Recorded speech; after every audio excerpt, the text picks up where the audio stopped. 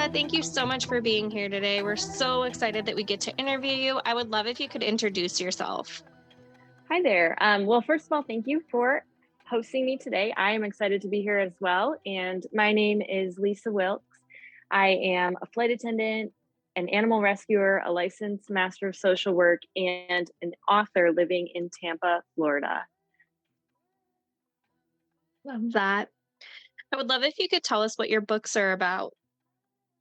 So I have two published novels and then a short story that was published as well. But my two books are very different, although they do feature flight attendants, both of them.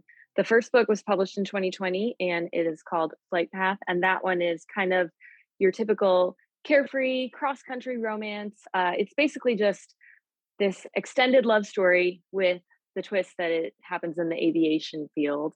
And my main character does have to kind of hop across the country to figure out her situation and make things work. And that one was released in 2020, as I said previously. And my most recent novel, which is Mid Flight, was just released March 31st of this year. And that one also features a flight attendant, but that's probably where the similarities end because that book is a dystopian science fiction novel, takes place 14 years in the future, so 2037 to 2038, and kind of addresses this huge crisis that a flight attendant is left to resolve and to like take action within her own sphere of influence. Love that. What inspired you to write your books? I've been writing books for years and I kind of got a little bit disheartened because I was having a hard time getting published. So I took a break for a while and I focused mostly on writing web content. I write some articles internally for the airline I work for as well. And I've done a lot of nonprofit work helping with web content on different nonprofits. But I got back to writing in 2018. I decided I was in grad school and I'm a flight attendant, and we do a lot of animal rescue in my home. But I decided, I just kind of had this epiphany. There's so many things that we've all had to overcome in our lives. And for me, I was working full time, going back to grad school, pursuing my humanitarian issues on the side. And I thought to myself, why did I give up on that dream? Like, I'm juggling all of these things in my life. And the one that really had inspired me my whole life, I've always loved writing, always been an avid reader. Like, why did I quit on that one? And I just kind of picked up where I'd left off. I had about 30 pages written of Flight Path when I had stepped back from writing novels. And I picked up right where I'd left off and I completed that book in 1 month. So it was semester break for grad school. It was our Christmas break, and I set a goal for myself to finish it, and I did it. And then, of course, there was, the revision process, and I knew I wanted this one. I kind of had the storyline in my head from several years prior when I had begun the book, and it took a few different turns, but it mainly stuck to that plot that I had originally outlined. And it was a romance novel. It was my industry, so an industry I'm very familiar with and love writing about, kind of just giving people a glimpse into what it's like to be a flight attendant and how relationships are forged when you have a mobile lifestyle. So that got picked up by the Wild Rose Press. They're amazing. They're a publisher in New York, and they were wonderful, especially for a debut novel. Super helpful. And then this time around, for my second book, for Midflight, I actually had basically an idea to write another romance novel and featuring a different flight attendant at the airline, but it was kind of going to follow somewhat of a similar trajectory. And honestly, I feel like my characters kind of come to life in some ways, and they steered this story a totally different direction. It was also written, the majority of it was written in 2020. So I was doing my internship through grad school. So I was working in the behavioral health unit of a hospital and kind of seeing all these injustices unfold in real time. And I think that part of me knew I had to write a story that gave people hope and gave people a sense of belonging and a sense of purpose, even when the world feels pretty dire, which in this book, in Mid Flight, it is very much a post apocalyptic nightmare scenario, but she finds a way to restore hope and to really help people. Love that. When you were writing your books, who were you thinking of when it comes to who your books are for? My first novel, as a romance novel, I just kind of wanted it to appeal to people, different genders. It doesn't have to be just primarily a female audience. So I wanted it to have enough characters like her best friend, um, and her favorite coworker that are kind of diverse. And so it would have it would resonate with a lot of folks. But then with this newest novel, it's not a romance. And I felt like this one, I needed to make it kind of my goal to foster a sense of inclusion. So my main character is a bisexual flight attendant. She has a neurodiverse brother who does battle mental illness. And she finds herself in an interracial relationship with an amazing, amazing person. And so I wanted to really make anyone that picked up that book feel valued and seen and understood. Love that. And you've touched on this, but how long have you been writing and what made you really sit down and start? Well, my first novel, I'm always unsure if I should include this because I was 8 years old and it was handwritten in a Lisa Frank journal. And it was about a lost cat, which at least I'm consistent because I still love writing about animals. But that was just kind of like it fostered that love that has lasted throughout the years because I knew even at 8 years old, if I could finish, that story, which was short, it was more like a novella, 68 pages, but I just knew that I wanted to do this. I didn't realize that it's actually kind of hard to get published. I didn't know any of the details. I just knew I loved writing these longer works of fiction. So my first novel that I wrote as an adult was when I was 19. So that would have been in 2003. And when you say sit down and like write, I really got serious about it with Flight Path, which is the one that I finished in 1 month and then was able to find an amazing publisher.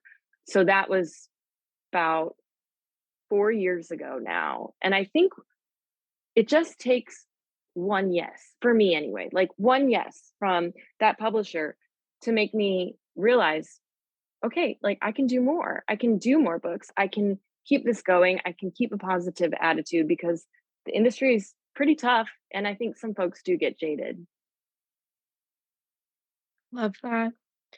What is your schedule like when you are writing a book? So I try to be really consistent with it. Flight Path was an anomaly because basically it became my life, eat, sleep, and breathe writing for that 1 month to finish it. But like with my current novel, for example, that I'm working on, which I just began a few months ago, I try to at least either go back and do some editing on what I've written or write a page or two every day, just so I stay in the story, so my characters stay real to me and I can watch them evolve and try to capture that in writing. I like to have consistency, even if it's just, like I said, a page or two each day, or even just revising the page I wrote the day before, just to make sure that I'm still invested in it. Love that. What do you need in your writing space to help you stay focused? Well, I have a cat on my lap right now. This is one of our fosters. We have fostered, I think I lost count, but something like it's about 40 cats, two dogs, two birds, and a bunny, I believe, since 2019. So for me, my happy space, my writing space is having my animals nearby. They're very supportive. They like to occasionally walk across the keyboard and type some things as well. But I like having my animals, and I know a lot of authors, actually, a lot of people love writing with music or ambient noise in the background. But for me, I kind of need it to be as serene and quiet as possible. So maybe a fan for like white noise, but I can't really have anything with lyrics. I'll get drawn into them and then stop my writing. So I have to stay focused by keeping the noise down to a minimum. Love that. What is your favorite writing snack or drink? My writing, I'm sorry, snack or drink. So I am a vegetarian, which means for me personally, and being a flight attendant too, all I really eat is snacks, and I love them. Like, I can make an entire dinner out of snacks. It's perfect for me, not for everyone, but for me, I love having, my protein bars or a handful of almonds. I love my veggie chips. Really anything that I can just kind of graze on to keep me fueled. Love that. What type of books do you personally enjoy reading? So that's a great question because I am writing my first mystery slash thriller right now. And it dawned on me before I began this book. I've never written a mystery, but I love them. My book club, we read a lot of murder mysteries. They're mostly fiction. We read a couple true crime stories, but mostly fictional novels. And I'm obsessed with them. So I figured, you know what? I'm going to try my hand at this. I'm going to see how this goes. I love the clues that in hindsight, when I'm reading a book, when I'm reading a mystery, I love in hindsight being able to put the pieces together. And also, I love to try to detect what's important while I'm going along. Like, is this going to be something that kind of gives us some hints at who the villain is in the story? Love that. Are there any books or authors that inspired you to become a writer? There are many actually, but I will say Anita Kuchwaha, she is a Canadian author. Her first book that I read was Side by Side, and I ended up reaching out to her because it does address mental illness. And I ended up reaching out to her over social media and thinking she wouldn't respond because, she's with HarperCollins and she's up in Canada. And she's one of my closest friends now. And I have to say, even with the friendship aside, just the quality of her writing, seeing how she can craft this masterpiece. This book that I found, I just discovered it on the internet and I found it and I felt like she knew me reading this book. I had never read a book that took that close of a look at having mental illness within your immediate family. And I felt so understood. And I really just reached out to her over social media just to tell her thank you. And then we ended up becoming friends. But I felt like that was a very inspirational moment because that book had impacted me so deeply. And I think as a writer, my goal is to be able to touch other people in the same way that that book influenced me. Love that. What books did you grow up reading? Did you have an all-time favorite? I actually got my first job at age 14 in a library, literally so that I could quote stock the books on the shelves, but really just read them, which I was probably not the best employee. But I loved really anything I could get my hands on. I read a lot of Judy Blume. I read a lot of Sweet Valley High when I was growing up. I liked series, but I also was not opposed at all to just picking up a book off the shelf and giving it a try, especially because, I had shelves full of them at the library. Love that. On the opposite side of that, now as an adult, what are your favorite series or authors that if they come out with something, you automatically grab it? So, again, along those kind of like mystery and forensics and that vein, Patricia Cornwell, I could reread a book I've read of hers before or, find a new one. And I know it's going to be consistent and it's going to be what I expect. And Case Carpetta is going to be Case Carpetta in each novel. And she's going to do her badass investigating and she's going to solve these crimes. Like, I just really enjoy that sense of familiarity. So for me, that's kind of just a quick read if I'm looking for something. But I also really like Chris Bajalian wrote The Flight Attendant, and that was kind of like a hit novel in my circles because we're flight attendants, so everybody couldn't wait to get their hands on it. But he's also written a ton of other books that I think people might not realize. He takes on a whole bunch of different like industries and careers and protagonists, like different genders, different nationalities. And so I kind of love the broadness and the scope of his writings because I've read, I would say, probably 5 or 6 of his at this point, and all of them have been just these amazing journeys. And you really get familiar with the industry in which the protagonist works. And I think he's just great at crafting that like world building. Love that. What would you tell someone just starting out with reading again? With reading again. So my advice, because I adore my book club, my advice would be to join a book club.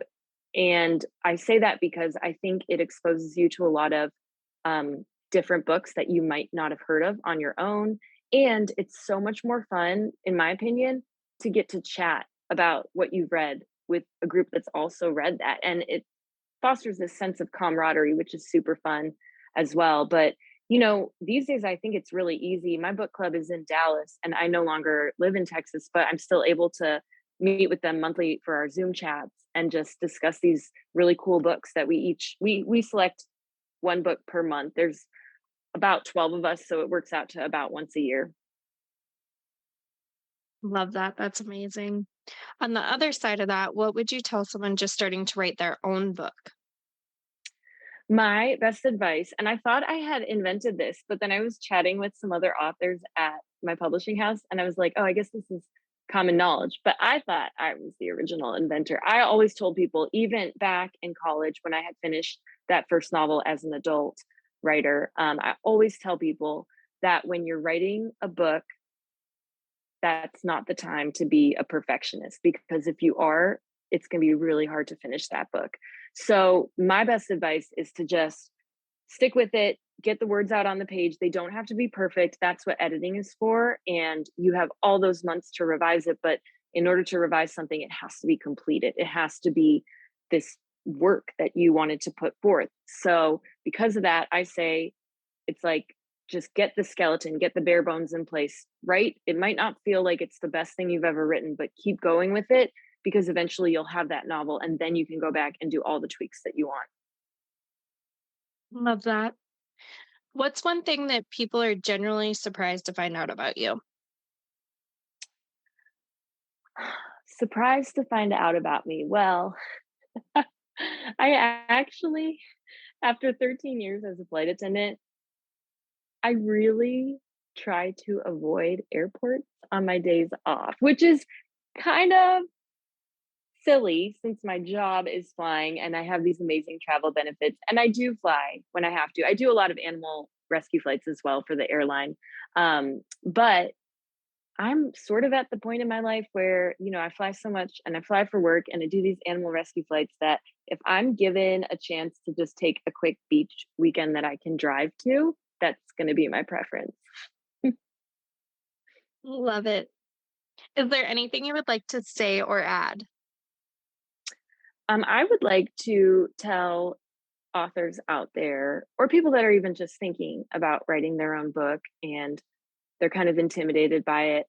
I would like to tell them to just keep their head up and to keep pushing forward because I had given up for so many years. And even looking back on that, even if none of my books had ever been published, I still completed them and I was still a writer. I might not have been a published author, but I think I was really hard on myself.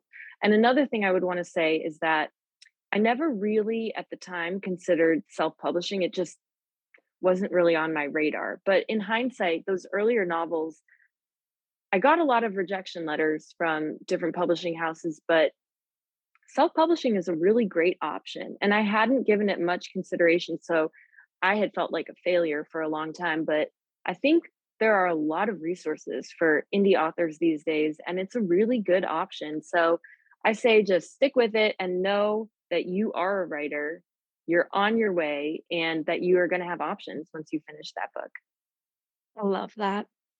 Where's the best place for readers to find your book? I know some readers love signed copies. Is that an option and the best place to connect with you? So my website is sort of my one-stop shop. It's lisamichelewilkes.com, so just my full name. But I have on there links to purchasers, so purchase sites. So I have Amazon, Barnes and Noble, my publisher's website on there, and so that's all readily available. But I am happy to sign copies, and I can be messaged through the website. And then there's also info on the website, just because I couldn't not include it. It's such a big part of my life. I have little excerpts about some of the animals that I've rescued, some of the rescue flights that I've done with the airline, and a lot of my profits from my novel do go back into animal rescue, as my two little Fosters playing around my feet can attest to. Amazing. Well, thank you so much for being here today. We're so grateful we got to interview you. We'll be sure to drop those links in the show notes. That way everyone can find you. Thank you so much. I appreciate it. And it's been really fun chatting with you. And I love what you're doing. So thanks so much. Thank you.